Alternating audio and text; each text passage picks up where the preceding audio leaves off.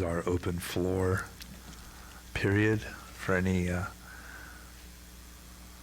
you want to ask or say. I'm going to try to paraphrase that for Zoom, but what it sounds like is you are looking for a way to find compassion and not get hooked. How to find compassion and acceptance for other people's unskillful actions or words and not get hooked into it. Yeah, that's tough. I have a million things to say.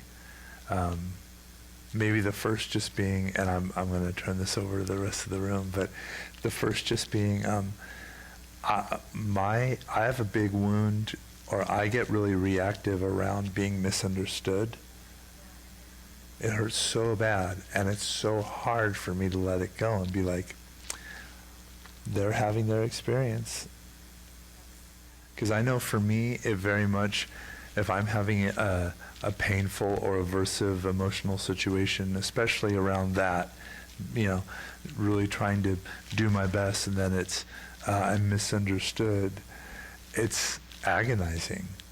And there may just be a time lag. And if so much of the Buddha's instructions around painful emotional states are basically like, everything is constantly changing.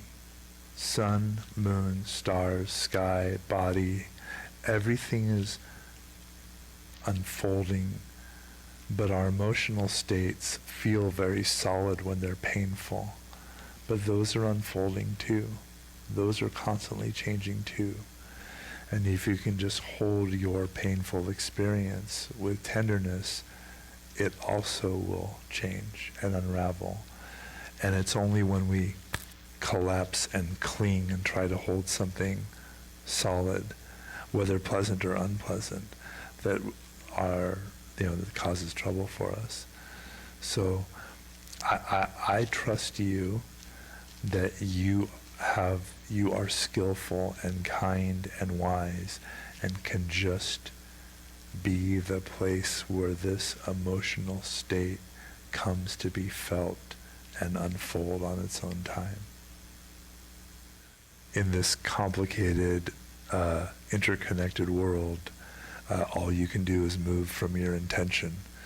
This is, again, we're kind of doing around the world Buddhism today.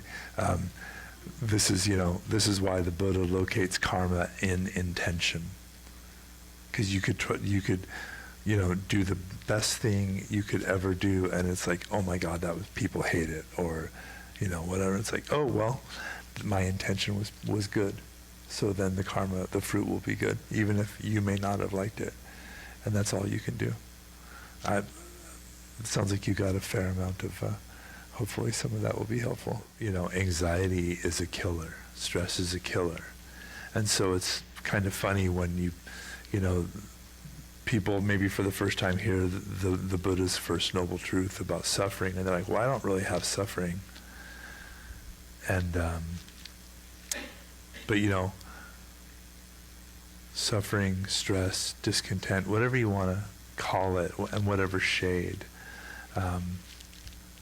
it absolutely can manifest really profound physiological symptoms. And then regarding the numbers, it's funny because,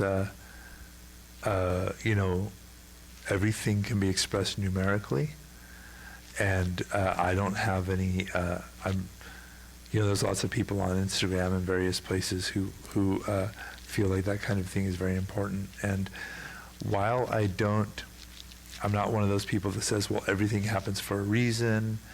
If you tell me that, I'm going to kind of be like, I don't know about that, but I 100% do feel like it would be a shame to miss the wisdom and the lessons that are presenting themselves to you all day, every day.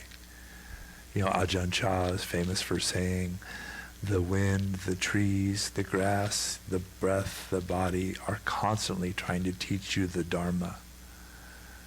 But we usually don't understand, so we go to a human teacher. But this whole universe, you are the product of this whole universe. You are the expression of this entire cosmos. You're no stranger here.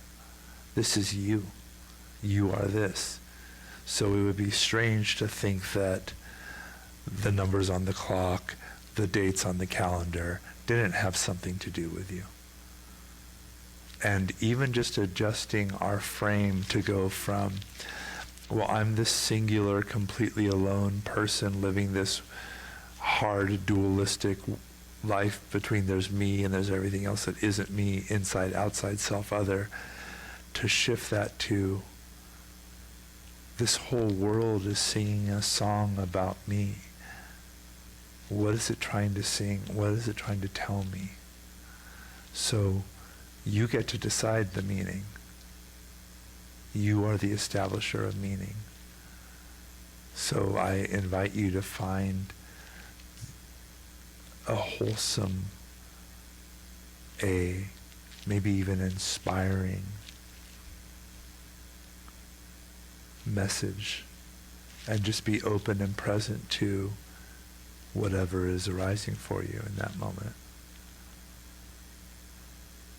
People attain to total enlightenment over even far less significant things. The bottom of a water bucket dropping out, stubbing their toe on the doorway of the shrine as they walk in. The ancient histories of the enlightened ones are full of these kinds of things. Somebody getting slapped, right? All kinds of silly things. So I wish you luck, and I hope you continue to receive benefit here. Thank you kindly. I'm glad that this class has been of service to you. That's my goal, and that's the purpose of this class. So thank you very kindly.